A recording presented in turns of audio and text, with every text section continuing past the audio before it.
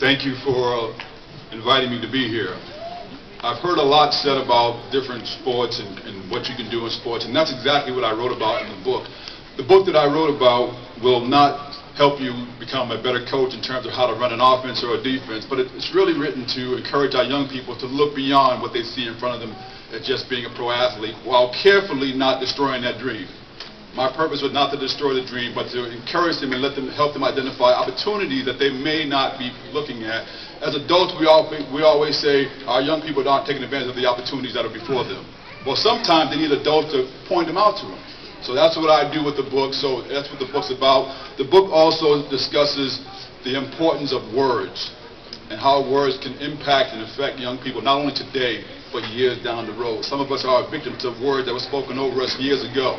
It talks about that in the book. I talk about the importance also of you defining or coming up with your own definition of the word success. It's important that you create your own definition for that, because if you don't, you oftentimes will fall short living up to other people's explanations of what that is, and that will bring along a whole host of problems for yourself.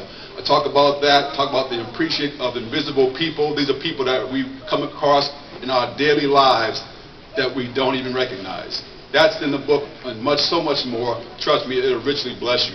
I'm happy to be here for a couple of reasons. Number one, I think this is a great event, and the fact that you mentioned that this is the first annual Fathers and Sons event means that it's going to happen year to year. Okay? It's going to happen year to year.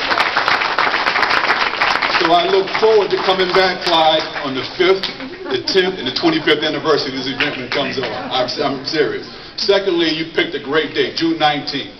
What a great date for that. Not only is it significant in African American history, but it's a significant date in American history, period. So what a great day to pick that on. And number three, you did it around a WNBA event, so that although it's a Fathers and Sons event, we don't forget about our daughters. How great is that?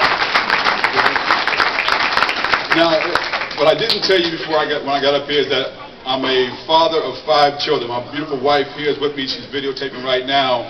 We have children ages 15 to 24. Okay? We have 2 boys and 3 girls. And what I want to end with is just sharing a few things with the fathers in the room and the mothers if it helps you out.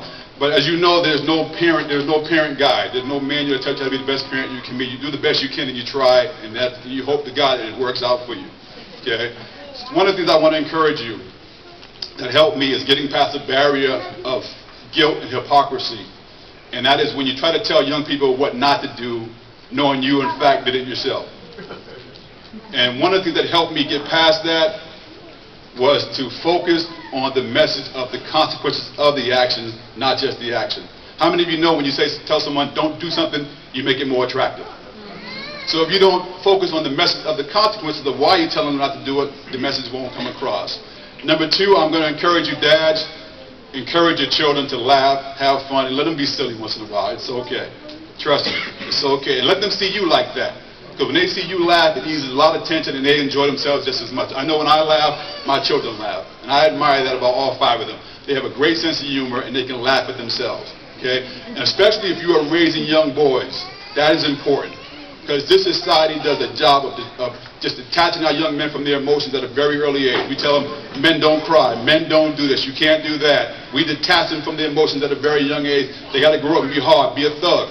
If they don't enjoy life, and just learn to laugh and have a good time at some of the simple things. So encourage them to laugh and enjoy that. Okay? And the third thing I'm going to ask you for is to adopt 4 simple words and add them to your vocabulary.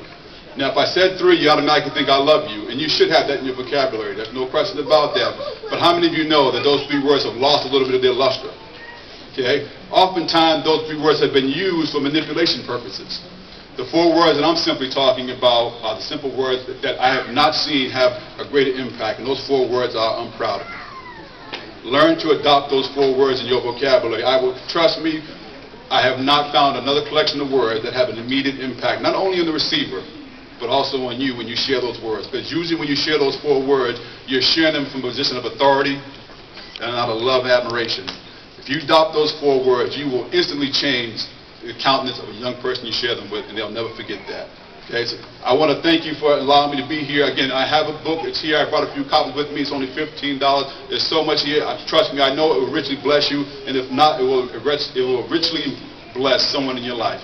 Thank you.